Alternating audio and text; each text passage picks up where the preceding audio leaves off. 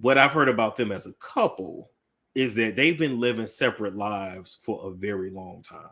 See, there's no artist, let me be clear, there's no artist in this industry that's doing major numbers with these platforms that haven't sold. Begins with shadows, silhouettes of a child most fans have only seen in fragments.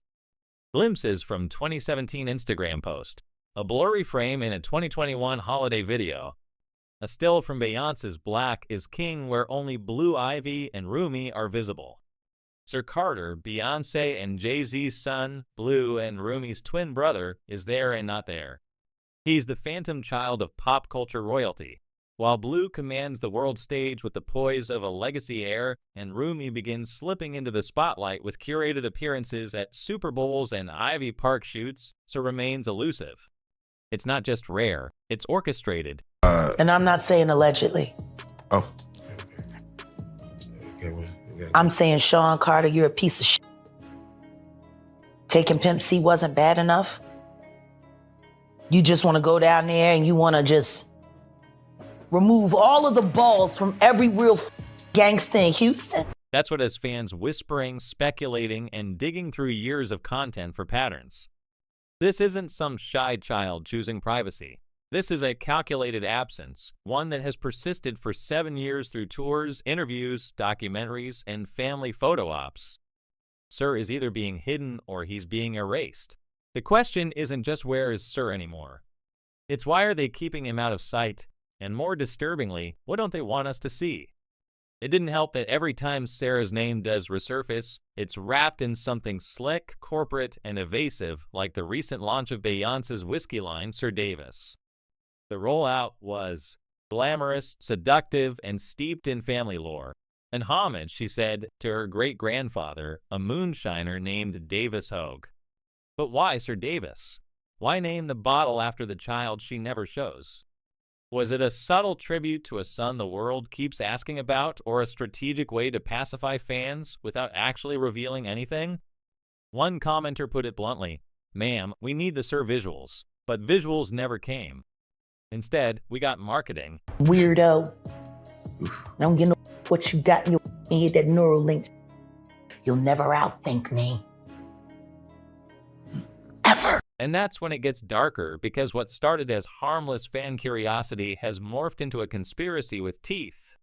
Industry insiders have whispered for years that Sir might not be Beyonce's biological child.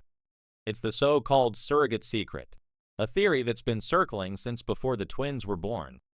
Beyonce's pregnancy in 2017 was notably more private than her first, and there was speculation about pre-recorded content, staged imagery, and a strangely choreographed birth announcement that broke Instagram records, but answered none of the obvious questions. Jay-Z said in an interview that Sir came out like man, like Sir, framing his name as something earned in the delivery room. But insiders say there were no delivery room leaks, no hospital confirmations, and Beyonce's famously difficult pregnancy was documented only in glossy retrospectives, tightly edited and released after the fact. Could it be that Sir was born through a surrogate that the Carters, in an effort to maintain a flawless family narrative, leaned into theatricality to hide the truth? I want you to think about this. Allegedly, Sean Carter is responsible for enacting Hype Williams to put Aaliyah on a faulty plane to move her out the way as punishment for rejecting him, and so he could level up Beyonce. The rumor goes further that Sir might not even be Jay's. One source, a former assistant turned ghostwriter for a top-tier R&B artist, claims that back in 2016, just as Beyonce was finishing Lemonade, a hush-hush agreement was signed between Parkwood Entertainment and a fertility agency based in LA. The timeline, they say, doesn't quite match up with what Beyonce's camp has presented. They wanted another boy, the source alleges, but they didn't want another tabloid mess, so they made sure it all looked like art. Meanwhile, Sir's complete absence from major Carter family moments has become impossible to ignore. The Super Bowl. Rumi and Blue were there. Jay-Z posed on the field with them. Proud dad mode activated. Sir, not in a single frame. Beyonce's GQ interview this past fall painted a picture of maternal devotion, but it tiptoed around her son. Rumi was described as an emerging artist, Blue as a powerhouse in the making. For Sir, the only quote came from Tina Knowles delivered with an odd measured detachment. Sir is very quiet. He does all the number stuff. What number stuff? He's 7.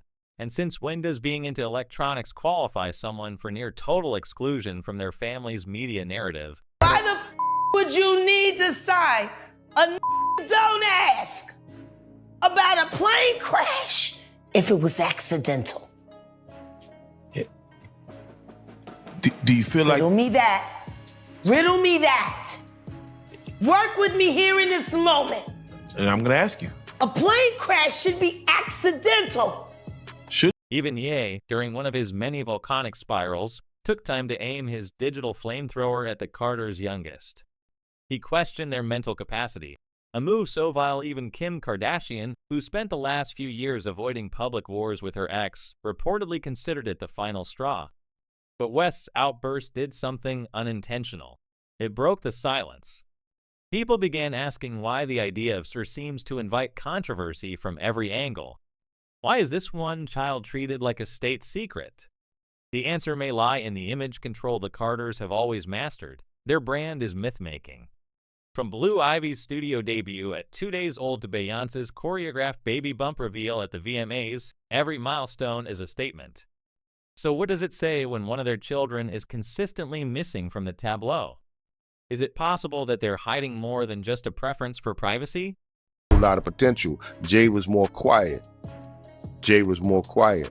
But I mean, I learned that Jay was being quiet because he was taking notes. He was taking notes, observing everything, taking it all in. Because, sometimes you're around and you're watching to see things to do. But some people are around. Some fans believe Sir may be on the spectrum, which if true shouldn't be a scandal at all.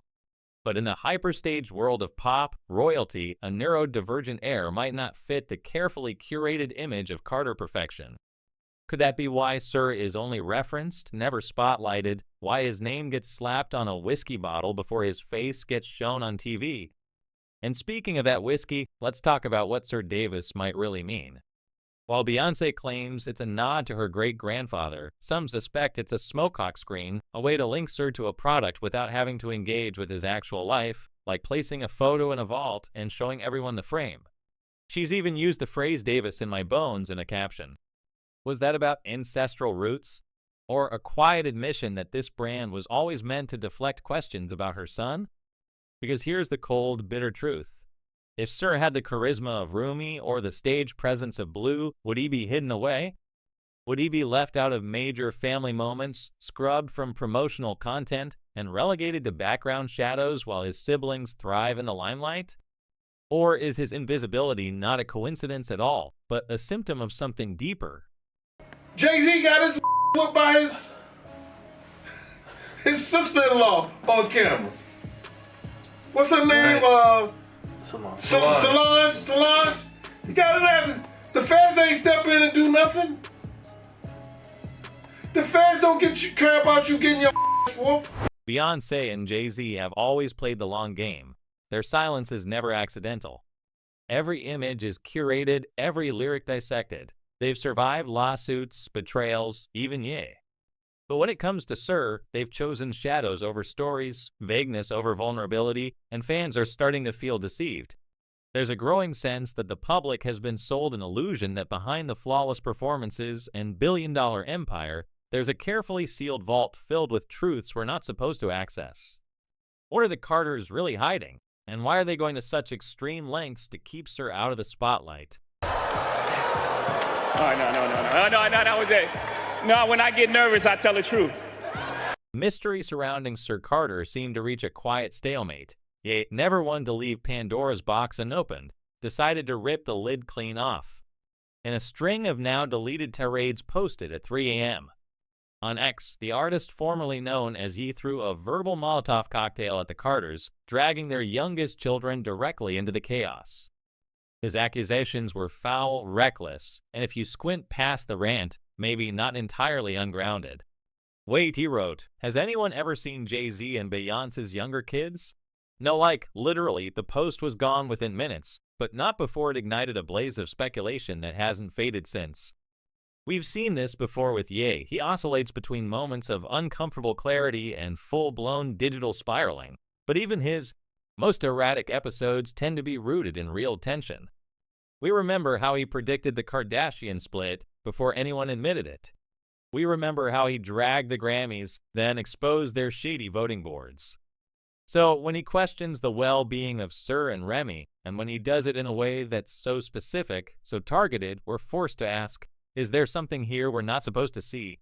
I know so much on how you got where you are, how you stepped on many people. Wasn't just one tweet. West posted, deleted, then reposted variations of the same theme over and over, insisting that Carters are controlled, that they've hidden their son for reasons darker than stage fright or book smarts. He claimed artificial insemination had a role, dropped cryptic references to mental capacity, and then perhaps most chillingly called Sir and Rumi the products of a system that protects optics over truth as unhinged. It was cruel, but it also lined up eerily with the exact kind of curated silence we've been tracking all along. And what if the stakes are even higher than we thought? There's a swirling rumor that refuses to fade an alleged inheritance clause buried deep within the Carter estate. According to a former entertainment lawyer who once negotiated licensing deals for the Roc Nation empire, there's been long-standing speculation about a private trust linked to performance obligations, public image rights, and family appearances. The clause, if it exists, allegedly restricts full inheritance access unless all 3 children participate in the Carter brand's public-facing operations. It's impossible to confirm, of course, but when you lay that next to Sir's ongoing invisibility, the whispers get louder. Is his absence hurting him financially, or worse, was it arranged that way from the start? Family out tonight. It's a fa. Family out tonight is a family affair. I saw your mother-in-law so proud of. Yeah, we're going, We theory suggests that by keeping Sir off the public stage, the Carters maintain flexibility in how their empire is divided. If true, that would mean a child's media presence, his exposure, his marketability is being weighed against future payouts. And in a family where Blue Ivy is now a Grammy-winning performer and Rumi has already charted on Billboard, it's not hard to imagine the quiet twin being sidelined for not fitting the Carter vision of legacy. It's capitalism dressed in couture, family framed like a business portfolio. And yet, if you listen closely, there have been cracks. Most of them come from Tina Knowles, the family matriarch and unofficial spokesperson whenever Beyoncé won't comment. She's done the rounds, interviews with the news, red carpet soundbites, sit-downs with lifestyle publications. In each one, she carefully praises all 3 grandchildren. But the tone shifts when Sir comes up, for it's a star, a force, an artist who won't be denied. For Blue, the praise is operatic.